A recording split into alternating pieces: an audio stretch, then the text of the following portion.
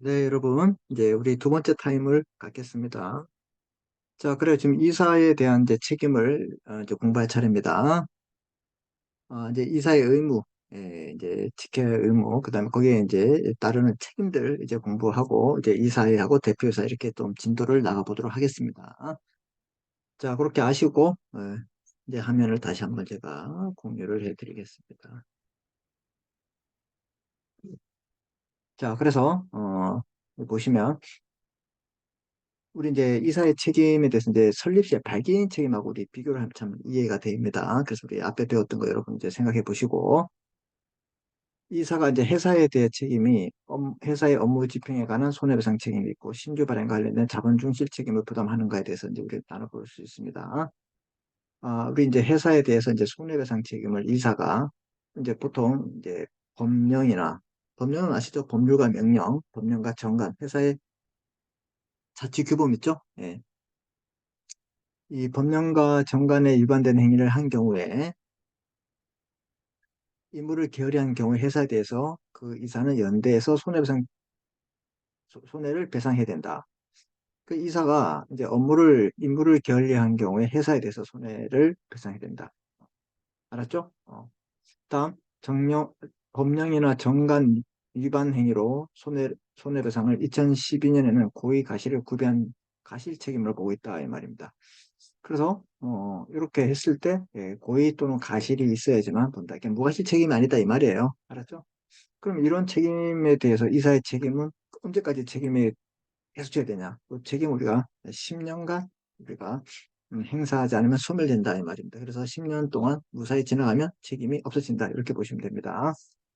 자, 그래서 이제 회사에 대한 책임 보시면 이사가 고의 또는 가실로 정관이나 법령에 위반의 행위를 하거나 그 임무에 게을리한 경우 해태했다 이 말이죠.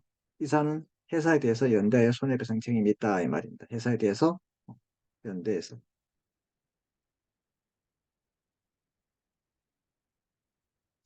이사가 회사에 대해서 책임을 묻는다.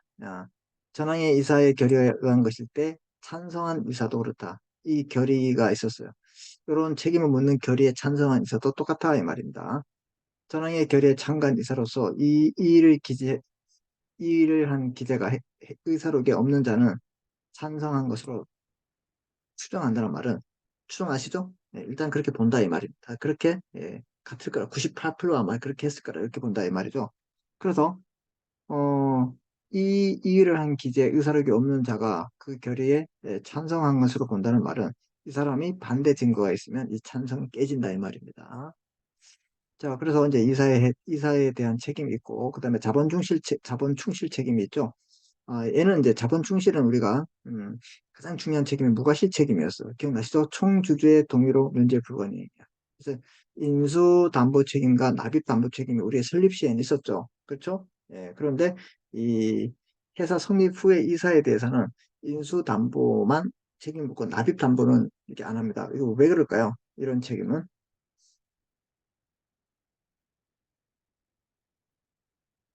왜 그러냐면, 예, 우리가 이제, 마감 발행이라고 합니다. 신규.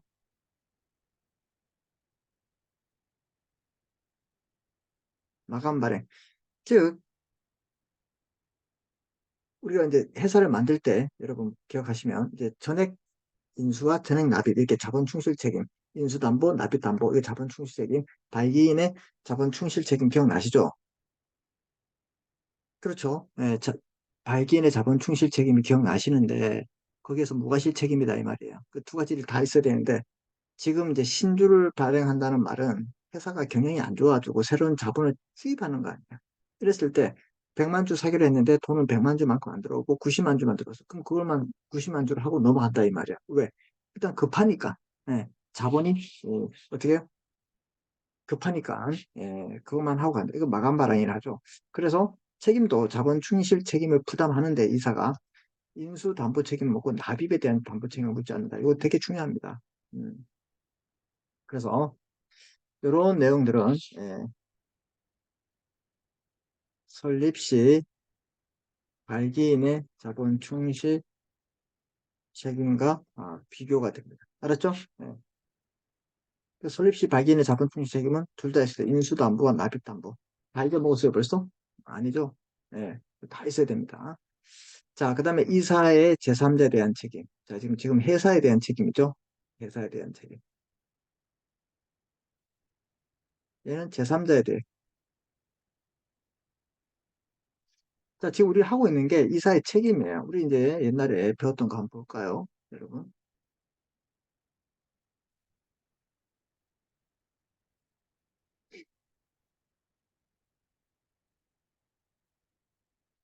이거 봐. 발기인의 책임이 있었잖아.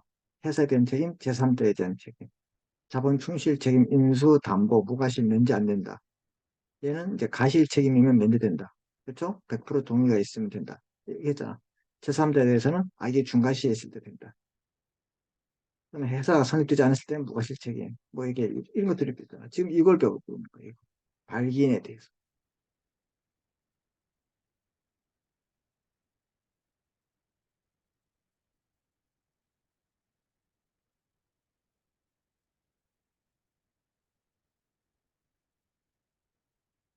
그러면 제가 이걸 복사해서 가서 비교를 좀 해야 되겠네요.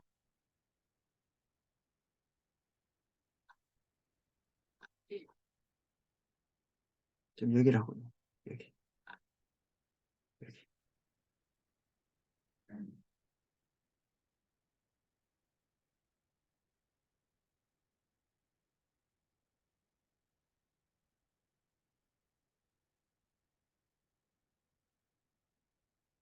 누구랑 이제 비교하는 거예요. 이제 발기인하고. 자, 총주주 동의를 요하는 건 조직 변경, 그리고 회사에 대한 총주주 문제, 그다음에 학정 자본주의, 발기 모든 이제 납입돼야 된다. 정부 인수와 전액, 잠부적 무과실 어떤 경우도 면되지 않는다. 기억나시죠? 그러나 이사 자본 충실 책임 지금 하고 있는 거야. 그리고는 전액 납입을 한다. 만약에 납입이 안 된 경우도 인수된 만큼 발행한다. 이사의 인수담보 책임은 납입 담보 책임 없고 인수담보 책임만 있다. 이렇게 된 거야. 지금 이거 설명한 거예요. 그때 다 설명했던 거예요. 이해됐죠? 그리고 이사가 여기도 제3자에 대해서는 중과실이 있을 때 되는데 여기서는 보세요. 이사가 제3자에 대해서 책임지는데 책임을 지는 게 중요한 게 아니라 이 책임의 범위에 대해서 이 제3자가 여기서도 이제 제3자, 3자, 제3자, 제3자. 그럼 제3자의 범위를 제3자를 이게 주주를 포함시킬 것인가? 이게 문제됐어요.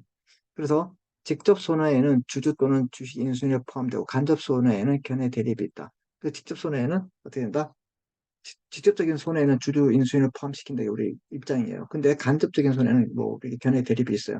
그래서 직접 손해일 때는 주주 등이 포함된다. 이렇게 여러분이 기억하시면 돼요. 그래서 이제 그러면 이제 이사도 그 주주에게 책임 부담해야 되겠죠. 이해됐습니까? 예, 그런 내용들이에요. 비교하시면 되고. 앞에서 뒤에서 제가 설명 이렇게 드렸어요. 이럴 때 이렇게 된다. 그럼 그 얘기가 지금 뭐냐? 지금 이 얘기를 하고 있는 거예요. 이 얘기. 이해되셨습니까? 네.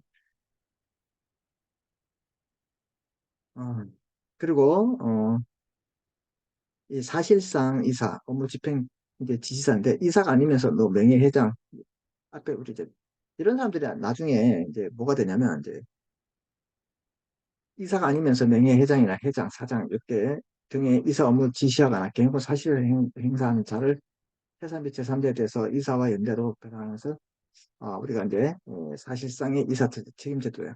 이 사람들은 이제 무슨 뭐 등기부나 뭐 이런 것들은 뭐 공식적인 자리는 이제 없지만 이렇게 막강한 파워를 행사할 수 있습니다. 뭐 아버지가 자식에게 물려주고 자기 뒤에서 이제 지시하는 사람들 이런 사람들 사실상 이사들이죠. 예. 그래서 이런 사람도 되고 이런 사람들에게도 책임을 좀 부여할 수 있다. 이렇게 여러분이 알아두시면 됩니다. 예, 이렇게 보시고 자, 이렇게 하면 우리 이제 이사에 대해서 기본적으로 알아야 할 내용들은 좀 했습니다. 자, 그럼 이런 이사들이 모여있는 집단을 우리가 이사회라 합니다. 이사회. 주식회사의 필요적 상설기관이고 소규모 회사에서는 우리가 1인 또는 2인을 이사를 가능케 하게 했다. 이거 여러분 기억나시죠? 예. 만약 이사회가 존재하지 않는 경우 이사의 승인 사항은 주주총회로 하면 됩니다. 그 이사가 혼자 있으면 주주총회를 이사회를 열 수가 없잖아요. 그럼 주주총회에서 하면 되는 거예요.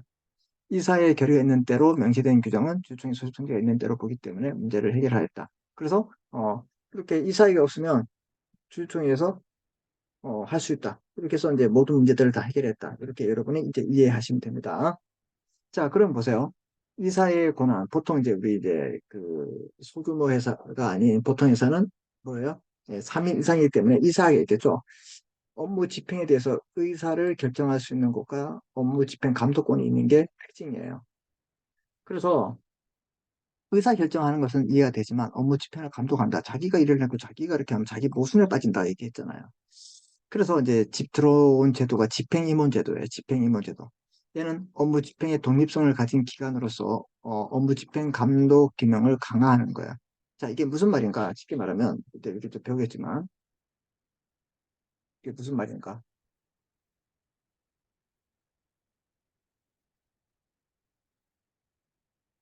이렇게 줄이 너무 많이.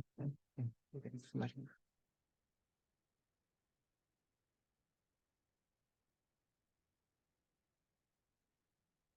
그럼 이 집행임원 어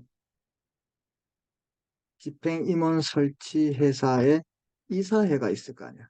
그치? 네. 그럼 이 일반 회사가 아니라 집행임원이 있는 이사회는 업무 집행에 감독을 하는 거야. 감독권이 있는 거야.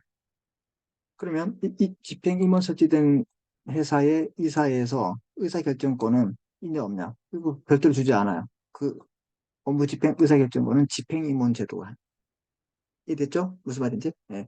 그러면 이 감독권도 강화시키고 집행권도 강화시킬 수 있다. 이런 제도가 이제 이런 집행임원 제도예요. 이해됐죠? 그럼 이런 집행임원 제도는 어떻게 해요?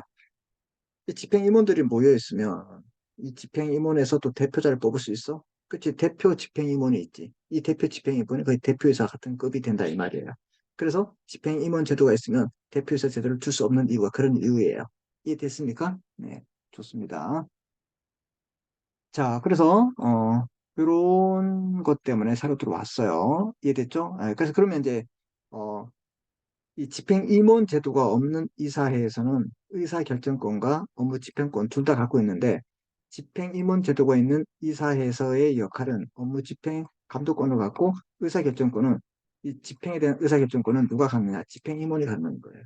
이해됐습니까? 네, 이렇게 딱 분리해서 이해하시면 됩니다. 그 지금은 이제 우리가 이제 이걸 공부하는 게 아니라 이거 나중에 이제 우리 비교할 건데 지금 이제 여러분이 보실 게 바로 이제 이 이사회, 일반적인 회사의 이사회의 내용은 뭐가 있냐? 주주총회 소집권. 주총 소집권 누가 한다? 이사가 한다, 이사가. 무슨 이사가, 이사회가 한다니까, 이사회, 이사회. 대표이사 뽑고, 지배인을 뽑거나 자를 때, 예. 그 지점을 설치할 때, 그 다음에, 그 이사의 경업수임, 이사의 경업을 할 때 우리 승인했잖아. 그죠? 뭐 이사의 승인 없이, 이사의 승인 없이, 이사의 승인 없이. 그럼 이사의 승인하면 된다 이 말이죠. 신주 발행할 때 준비금의 자본 전입이라고 말은 준비금을 어떻게 해요? 이제 우리 이제 저축분을 많이 써놨죠. 이걸 자본을 넣을 때 이사에 그럼 사채 발행, 이제 회사가 발행한 걸 회사채죠. 나라가 발행하면 국채가 되고 이런 것들. 중요한 자산의 양도, 그다음에 대표이사 이 직무 감독권을 행사할 때 감독권. 감독권이 있다 했잖아요. 여기도. 감독권도 있고 의사결정권도 있고 일반적인 회사. 그런데 집행임원에 대해서 이사회는 뭐가 있다? 감독권만 있고 업무 집행의 의사결정권은 집행임원제도에게 든다. 이렇게 분리되어 있다. 이렇게 보시면 돼요. 자, 그래서 이제 대표이사 업무 집행에 대해서 그런 권한이 있다 이 말입니다. 이런 내용들을 우리가 주총의 특별결의사항하고 좀 비교해서 공부를 해야 한다 이 말입니다. 우리 주총의 특별결의사항 우리 가볼까요? 요거도 우리가 이제 요것도 이제 복사를 좀 해서 제가 이제 여러분들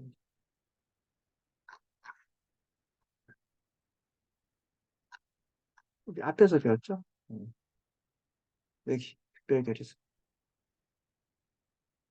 이렇게 서로 비교하면 여러분 공부하는 데 도움이 되니까 네,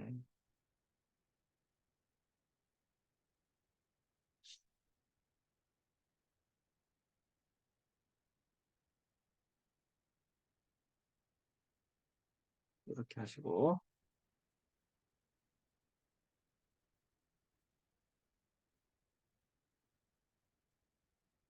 네, 이렇게 하시고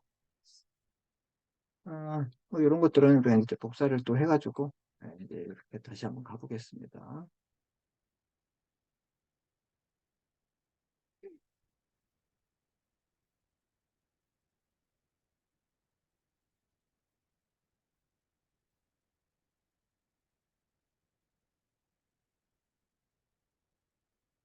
아,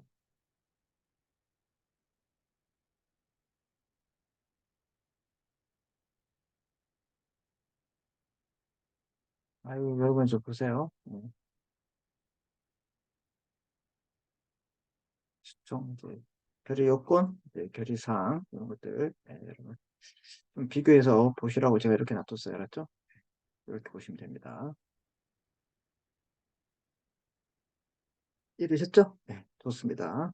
자, 그 다음에 이 이사회의 소집은 누가 할 것인가? 각 이사가 이사들이 이사면 할 수 있어요. 알았죠? 그래서 정관 이사의 결의로 대표이사, 이사회 의장 같이 소집할 수 있는 이사를 정할 때 그 이사만이 소집할 수 있습니다. 이사회가 무슨 주주가 아니라 이사가 할 수 있다. 이사회들은. 이사의 결의를 어떻게 할 것이냐. 주총의 결의를 받죠. 이사의 결의는 이사의 가반수 출석과 이 출석한 이사의 뭐 세 명이면 두 명 출석하고 두 명에서 또 두 명이 만장일치가 되죠. 출석 이사의 가반수라기 때문에. 그래서 우리는 이제 2분의 1, 2분의 1. 이사기 때문에 2분의 1, 2분의 2다. 가반수, 가반수. 이렇게 기억하시면 됩니다. 우리 주승이 같은 거 보세요. 뭐 2분의 1, 4분의 1. 그다음에 3분의 1, 3분의 2. 100% 이런 거 공부했잖아요. 그죠? 예, 그런 거 여러분이 이제 기억하시면 될 것 같아요. 자, 그래서 이사의 가반수 출석과 출석 이사의 가반수 가고 있습니다. 이 결의 요건은 정관으로도 높게 정할 수가 있다 이 말이죠. 높게. 그럼 이렇게 할 수 있을까? 이사의 가반수 출석과 출석 이사의 3분의 2로 한다. 아니면 이사의 3분의 2 출석과 3분의 2로 한다. 이게 높게 할 수 있다. 낮게는 할 수 없어요. 높게 할 수 있다. 자, 이사회는 그래서 이사회는 결의 방법은 이제 서면의 결의는 인정 안 되고 대리권도 안 돼요. 그런데 우리는 이제 주총 같은 경우는 우리 봤잖아. 대리에 의해서 되고 서면도 돼. 이 서면을 하기 위해서는 반드시 정관에 규정이 있어야 된다. 그렇지 된다. 이거 기억나시죠? 네, 이거 이런 것도 비교해서 주총에는 대리와 서면이 가능하고 서면은 그냥 서면도 가능하다면 틀렸어요. 정관에 규정이 있을 때만 되고 그런데 이사의 결의는 어떠한 방법이든 절대로 인정되지 않습니다. 자, 아니, 이사회 결의에 하자했을 때 민법 원칙에 당연 무효를 하고 주총회 같은 경우는 취소, 부당결의, 무효확인, 부존재 이런 게 있었죠. 그죠? 부존재는 거의 뭐 엄청난 하자했을 때, 통지를 안 했을 때, 얘는 뭐 일부러 하고 일부러 안 했을 때 이런 것도 기억나시죠? 예. 얘는 이제 그래서 이제 얘는 뭐 이사회 결의 하자에서 이런 게 없어요. 이제 민법에 따라 합니다. 자, 아까 의사록 같은 거 작성한다 그랬죠? 근데 책임의 소재를 분명히 하기 위해서 그래요. 의사에 관한 의사록을 작성하고 의사록의 안건, 경과 요령, 반대자의 반대 이유를 기재하고 출석한 이사 및 감사가 기명나고 설명하도록 하고 책임 소재를 분명히 하고 있다 이 말입니다. 이런 이유를 두는 이유가 뭐냐면 바로 책임 소재를 두는 게 작성이지. 그를 묻거나 했을 때 이 사람이 진짜 진위를 파악할 수 있고 책임 소재를 분명히 할 수 있기 때문에 그런 제도를 두고 있다. 자, 그다음 우리 이사회 내 각종 위원회 제도가 있습니다. 그래서 이거 보시면 이사회 내 2인 이상의 이사로 구성되어 있습니다. 그 이사회 내 각종 위원회가 있어. 설치를 위해서 정관의 규정이 있고 위임받은 사항에 대해서만 하고 있어요. 그 자기 멋대로 막 하는 게 아니라 결의의 효력은 이사의 효력과 동일하다 이 말이에요. 그 위원회에서 하면 이사의 효력과 동일해요. 뭐 인사위원회, 재문위원회, 감사위원회가 있는 거야. 그래서 예를 들어서 만약에 어, 갑 주식회사에 어, 감사위원회가 어, 설치되어 있다. 그러면요, 감사위원 회가 있으면 감사를 둘 수 없습니다. 또 이 감사위원회는 감사 이사 이사들로 구성되어 있어. 무슨 말인지 이해됐죠? 그래서 여기에서 이제 설치가 정관으로 됐기 때문에 이 이사회의 위임에 대하여 결의했다. 이 결의 내용이 뭐예요? 바로 이사회 결의와 동일하다 이 말. 이해됐습니까? 이렇게 막강한 파워가 있는 거예요. 그래서 이런 이제 조직들을 줬을 때 만약에 감사위원회를 줬으면 감사를 둘 수 없어요. 또 감사가 있으면 또 역도 똑같아요. 감사가 있으면 감사가 있으면 감사위원회 설치를 못하는 둘 중 하나만 있어요. 네, 여러분 이게 바로 위원회죠. 이해됐죠? 네. 자, 그래서 지금 우리가 봤던 게 뭐냐면 이제 이사회는 이제 어떻게 돼 있냐 이걸 봤고 그다음에 이제 이사의 책임을 봤어요. 이 이사의 책임은 이제 발기인 책임과 비교해야 돼요. 특히 이해됐죠? 네, 이렇게 된 거. 그래서 우리 이제 발기인하고 이게 책임을 비교하는 게 상당히 중요합니다. 예, 이것도 비교하고 여러분이 알고 계시면 되고 그 전에 이제 의무를 공부했고 그다음에 이제 이사의 조직의 이사의 구성, 수, 그다음에 임기 이런 거 있습니다. 자, 이렇게 이사하고 이 이사에서 이제 뽑아줄 수 있는 게 뭐냐면 대표이사죠. 대표이사. 예, 대표이사. 그래서 이 대표이사에 대해서 그 이제 공부를 하는데 이 대표이사 의의를 보시면 회사의 업무를 집행하고 그 업무 집행을 하고 회사를 대표할 독립기관이 필요합니다. 대내적으로는 회사의 업무를 집행하고 대외적으로는 내가 대표 우리도 대한민국도 대통령 있잖아요. 그 대표할 권한을 가진 상설기관이 필요합니다. 이사회는 회의체 기관이고 업무 집행에 관한 의사결정을 가지고 있다고 아까 배웠죠. 이사회가. 따라서 업무 집행을 하고 회사를 대표할 독립된 기관이 예, 필요하다. 이 사람의 지시 하나, 이 사람의 도장 하나로서 파워 있게 모든 회사의 구성원들을 구속하고 그 다음에 독립된 기관이 바로 대표이사다 이 말입니다. 대표이사. 대표이사의 선임은 원칙적으로 어디서 하냐? 이사에서 뽑는다고 했잖아요. 예. 이 이사들은 어디서 뽑고? 예, 주중에서 뽑고. 하지만 정관으로 추승해서 대표이사에 선임할 수 있어. 예외적인 거죠. 원칙은 이사예요. 이처럼 대표이사는 이사의 주중의 결의에 의해서 안고는 선임할 수 없다 이 말입니다. 반드시 여기에 서야 돼. 갑자기 뭐 낙하산 타고 없어지고 내가 대표이사다 이런 말을 할 수가 없다 이 말. 그러면 이런 대표이사의 자격은 회사의 이사이면 충분합니다. 그밖에 자격 제한은 없다.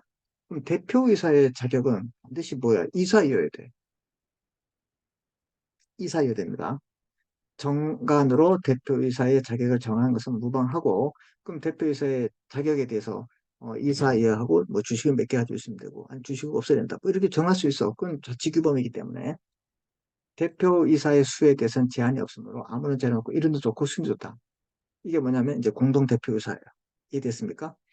아니면 1인이다. 그러면 단독 대표이사고 대표이사를 선임 시에는 반드시 등기를 해야 되겠죠. 네, 등기하여라. 자, 그래서 아까 우리 봤던 그 예를 다시 한번 보겠습니다. 보시면 각 주식회사의 이사가 A, B, C가 있는데 이사회에서 A, B, C에서 대표이사 A를 했어요. 그럼 얘는 보세요. 이사의 이사가 아니야. 당연히 이사가 되겠죠.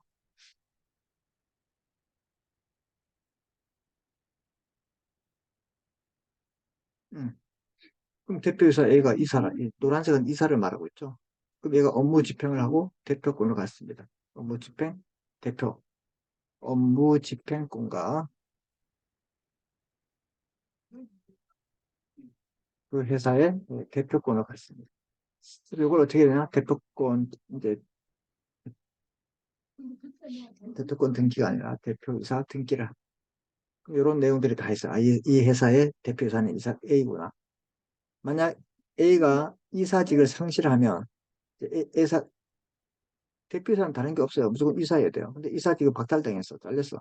사임을 하거나 아니면 기한이 돼서 재신임이 안 됐어요. 그러면 당연히 대표이사 상실됩니다. 그리고 나머지 B, C는 이사는 평이사 되고 그럼 이럴 때 어떻게 해요? 어, 당연히 A가 이사직을 상실했기 때문에 대표 이사직도 당연히 상실된다. 이 말이에요. 이해됐습니까? 무슨 말인지? 네, 좋습니다. 자, 그 다음에 이제 종인 보시면, 이사의 자격을 전제하기 때문에 이사의 질의를 잃으면 당연히 그 직을 잃고요. 이사직을 유지한 채 산임도 가능하다. 자기가 이제 이사직을 이사지만 하고 대표이사는 그만두겠다 할 수 있다 이 말이에요. 알았죠? 네. 그 다음에 이제 이 권한, 이 권한은 우리가